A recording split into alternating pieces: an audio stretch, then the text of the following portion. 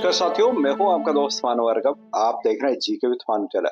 साथियों, e attendance में जहां लगातार विरोध प्रदर्शन हो रहा है और साथ में कोर्ट में भी याचिकाएं लगाई गई हैं, क्योंकि बहुत सारे ऐसे कारण हैं जिनकी वजह से ई अटेंडेंस बहुत सारे शिक्षक नहीं लगा पा रहे हैं और साथ में ई अटेंडेंस ना लगाने के कारण शिक्षकों का वेतन भी काटा जा रहा है।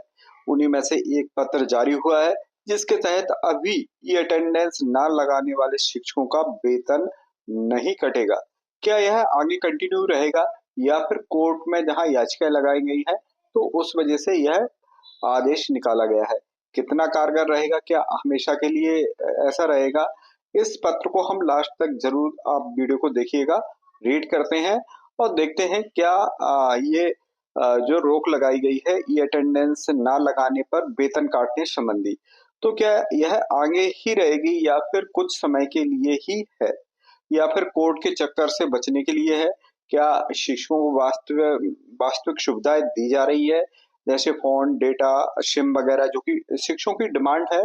तो ये सभी चीजें हैं और फिर उसके बाद उन्होंने कहा कि हम ई अटेंडेंस लगाएंगे। चलिए पहले हम इस पत्र को रीड करते हैं।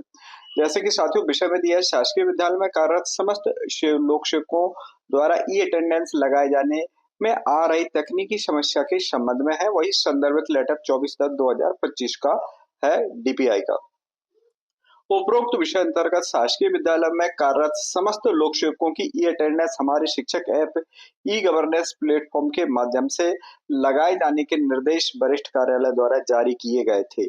सागर संभाग अंतर्गत शासकीय हाई स्कूल उच्चतर माध्यमिक विद्यालय में ऐसे 135 प्राचार्य प्रभारी प्राचार्य को कारण बताओ सूचना पत्र जारी करते हुए प्रतिवाद चाहा गया था कि उनके द्वारा संचालनालय के निर्देशों का पालन न करते हुए ई अटेंडेंस क्यों नहीं लगाई जा रही है। संबंधित प्राचार्य प्रभारी प्राचार्य से प्राप्त कारण बताओ सूचना पत्र के प्रतिवादों का सूक्ष्मता से अवलोकन करने पर प्राप्त हुआ है कि अधिकांश लोक सेवक हमारे शिक्षक ऐप पर आ रही तकनीकी समस्याओं के कारण एवं प्रशिक्षण के अभाव में ई अटेंडेंस नहीं लगा पा रहे हैं। लोक शिक्षण संचालनालय ने मध्य प्रदेश भोपाल के पत्र क्रमांक जो दिया गया है उसके तहत, जैसे कि आदेश क्रमांक 179 भोपाल, वही दिनांक 24/10/2025 के द्वारा हमारे शिक्षक ऐप के उपयोग के संबंध में 25/10/2024 को फॉलो अप प्रशिक्षण यूट्यूब लाइव के माध्यम से ऑनलाइन आयोजित किए जाने के निर्देश जारी किए जा चुके हैं।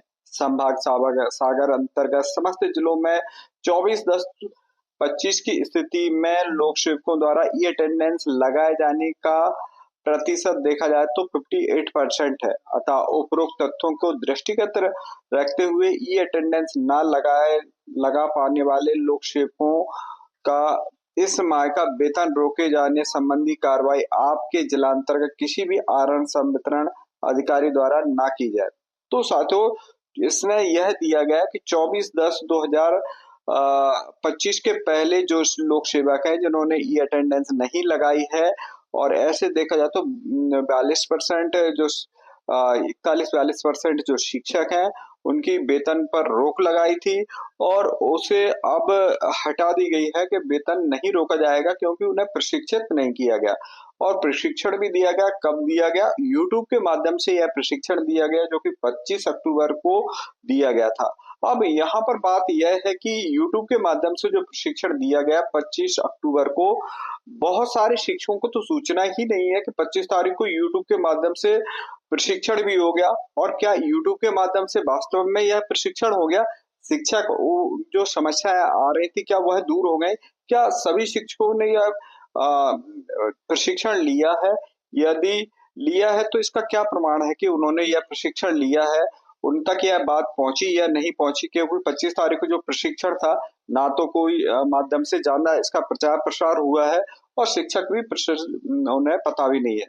व्हाट्सएप ग्रुप पर मात्र आदेश डालने से काम नहीं चलेगा, क्योंकि हर शिक्षक को अगर व्यक्ति इस आदेश से सूचित नहीं किया गया तो वो कई शिक्षकों का इस प्रकार के आरोप है कि हमें प्रशिक्षण मिला ही नहीं है।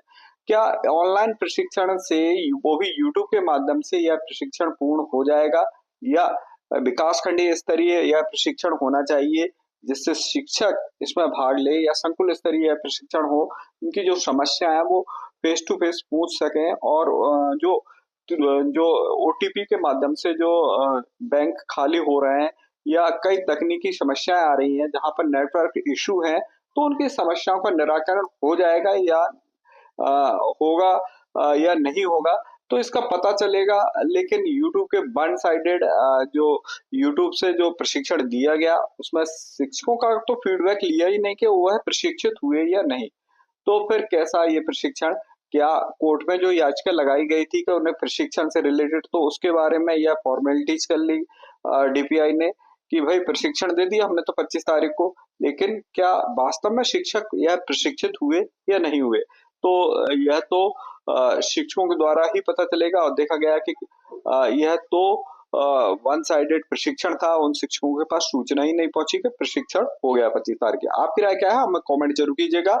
सिर्फ आदेश निरस्त रोक जो लगाई है, निरस्त हुआ है, वो सिर्फ 24 तारीख के पहले जिन्हें नोटिस जारी हुए हैं और जिन्होंने अटेंडेंस नहीं लगाई तो उनके वेतन को बहाल कर दिया गया, लेकिन आगे नहीं होगा क्योंकि अब तो शिक्षक प्रशिक्षित हो गए हैं तो उनका वेतन भी कटेगा।